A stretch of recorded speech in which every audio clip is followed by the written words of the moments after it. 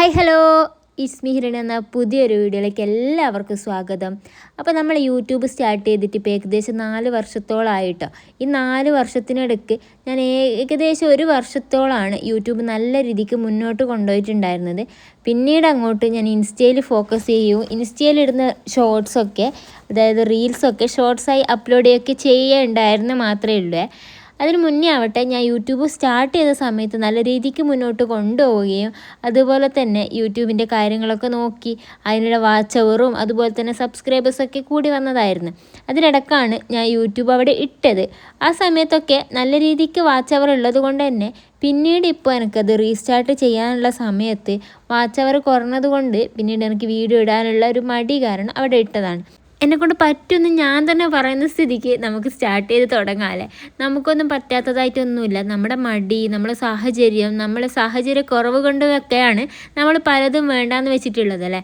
അപ്പോൾ എൻ്റെ ഭയങ്കര ഒരു ഡ്രീമായിരുന്നു യൂട്യൂബർ ആവുക, അല്ലെങ്കിൽ വ്ളോഗ് ചെയ്യുക, വീഡിയോസ് എടുക്കുക, വീഡിയോസ് അപ്ലോഡ് ചെയ്യുക, അങ്ങനെയൊക്കെ ഉള്ളത്. അപ്പോൾ എന്തുകൊണ്ട് ഞാനതവിടെ നിർത്തിയെന്ന് വെച്ചാൽ ചില സമയത്താണെങ്കിൽ എനിക്ക് മടിയാണ്. പിന്നീട് നമ്മളെ പല സാഹചര്യം കൊണ്ട് നമ്മുടെ പിന്നെ യൂട്യൂബിനെ പറ്റി പലർക്കും ഉള്ള ഡൗട്ടാണ്, നീ യൂട്യൂബറല്ലേ, നിനക്ക് നല്ല പൈസ കിട്ടുന്നുണ്ടാവും യൂട്യൂബിൽ നിന്ന്, അങ്ങനെയൊക്കെ. എന്നെ സംബന്ധിച്ച് ഞാൻ യൂട്യൂബിൽ എവിടെ എത്തിയിട്ടില്ല കേട്ടോ. 3500 സബ്സ്ക്രൈബേഴ്സേ എനിക്കുള്ളൂ എന്നല്ല, എനിക്കത് വലിയ കാര്യം തന്നെയാണ്. പക്ഷേ അതിനനുസരിച്ച് നമുക്ക് വാച്ച് അവേഴ്സ് വേണം. വാച്ച് അവേഴ്സൊക്കെ എനിക്ക് മുന്നേ ഉണ്ടായിരുന്നു. പിന്നെ അവിടെ വെച്ചാണ് കേട്ടോ ഞാനതവിടെ നിർത്തിയിട്ടുണ്ടായിരുന്നത്. അതുകൊണ്ട് തന്നെയാണ് ഇപ്പോൾ എനിക്കത് റീസ്റ്റാർട്ട് ചെയ്യണമെന്ന് തോന്നിയിട്ടുണ്ടായിരുന്നത്.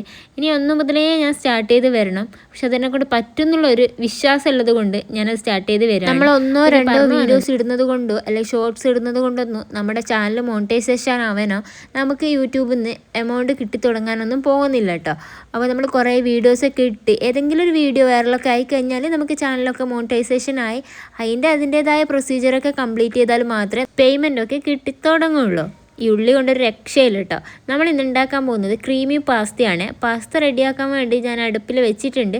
അതിനിടയ്ക്ക് നമുക്കിന്ന് ഞണ്ടാണ് കേട്ടോ കിട്ടിയത്. ആ ഞണ്ട് ഫ്രൈ ആക്കാനുള്ള ഉള്ളിയൊക്കെ കട്ട് ചെയ്ത് വെക്കുകയാണ്. അപ്പോൾ അമ്മ ഉണ്ടാക്കാമെന്ന് പറഞ്ഞിട്ടുണ്ട്. നമുക്ക് സുഖമില്ല, അപ്പോൾ ഞണ്ടായതുകൊണ്ട് അമ്മ ഉണ്ടാക്കിക്കോട്ടെ എന്ന് വിചാരിച്ചിട്ട് ഞാനൊക്കെ കട്ട് ചെയ്ത് വെച്ചതാണ്. പക്ഷെ അമ്മ എണീറ്റിട്ടുണ്ടായിരുന്നില്ല, കാരണം നമുക്ക് ഭയങ്കര ക്ഷീണമായിരുന്നു.